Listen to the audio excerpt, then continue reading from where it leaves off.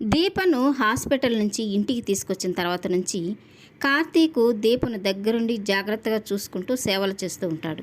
ఇక తనతో చెప్తూ ఉంటాడు, నువ్వు త్వరగా కోలుకుంటావు దీప, డాక్టర్ గారు చెప్పారు అని చెప్తూ ఉంటాడు. ఇక దీప అయితే మీరెంత జాగ్రత్తగా చూసుకుంటూ ఉంటే తొందరగా కోలుకోకుండా ఎలా ఉంటాను కార్తీక్ బాబు అని చెప్తూ ఉంటుంది. ఇక అక్కడే బెడ్ మీద ఉన్న చైన్ తీసి శౌర్య ఇక్కడ పెట్టి మర్చిపోయినట్టుంది, లోపల పెట్టండి అని తనకిస్తూ ఉంటుంది.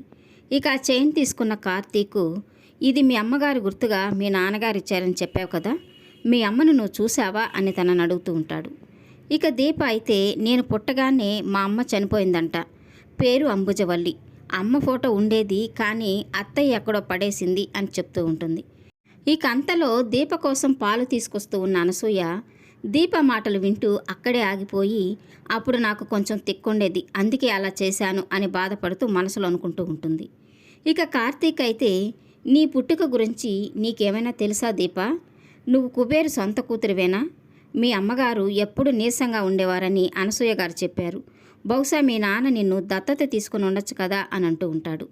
ఇక ఆ మాటతో అనసూయ ఒక్కసారిగా షాక్ అయిపోతూ, దీప జన్మరహస్యం గురించి నాకు దాసుకు తప్ప ఇంకెవరికి తెలియదు, బహుశా దాసు ఏమైనా కార్తీక్ బాబుకు చెప్పాడా అని ఆలోచిస్తూ ఉంటుంది. ఇక దీప అయితే, ఎందుకిలా అడుగుతున్నారు, అసలు ఏమైంది మీకు, మీ అనుమానం ఏమిటి అని ప్రశ్నిస్తూ ఉంటుంది.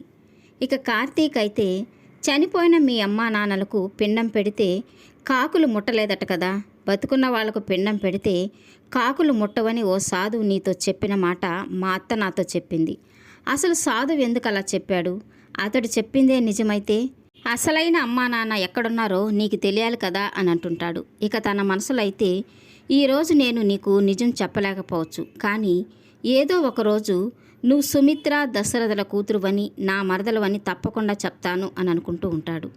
ఇక దీప అయితే, ఏమో కార్తీక్ బాబు, మా అమ్మ అంబుజవల్లి, మా నాన్న కుబేరు, అంతే అని తను చెప్తూ ఉంటుంది. ఇక చాటుగా వింటూ ఉన్న అనసూయ, కార్తీక్ బాబు ఏంటి దీపని ఇలా ప్రశ్నిస్తున్నాడు, అసలు నిజం తెలిస్తే దీప బాధపడుతుందని అక్కడి నుంచి లోపలికొచ్చి పాలు దీపకిచ్చి తాగమని చెప్తుంది. ఇక దీప ఆ పాలు తాగి పనుకుంటుంది. ఇక కార్తీక్ అయితే తను కూడా పనుకొని ఆలోచిస్తూ ఉంటాడు. దీపతో నా జీవితం అందమైన చందమామ కథలా ఉంది, అన్నీ అద్భుతాలే, ఆశ్చర్యాలే, చందమామ కథలోలాగా ఎన్నో వింతలు దాగున్నాయి. ముందు నువ్వు నాకు భార్యవయ్యావు, ఆ తర్వాత ప్రాణదాతవయ్యావు, ఆ తర్వాత మరదలవని తెలిసింది. నీకు నిజం చెప్పకుండా నీతో ఆడుకోవడం నాకు చాలా బాగుంది, నేను నిన్ను చాలా బాగా చూసుకుంటాను దీప, ఎందుకంటే నువ్వు నా అత్త కూతురు కదా అని మనసులో అనుకుంటూ ఉంటాడు. దీప తన అత్త కూతురు అని తెలుసుకున్న కార్తీకు జోష్న నుంచి దీపను ఎలా కాపాడుతాడు, అసలైన వారసురాలు దీప అన్న విషయాన్ని అందరికీ ఎలా తెలియజేస్తాడు అనేది ముందు ముందు ఎపిసోడ్లో తెలుసుకుందాం. ఈ వీడియో నచ్చినట్లయితే లైక్ చేయండి, సబ్స్క్రైబ్ చేయండి. Thank you for watching.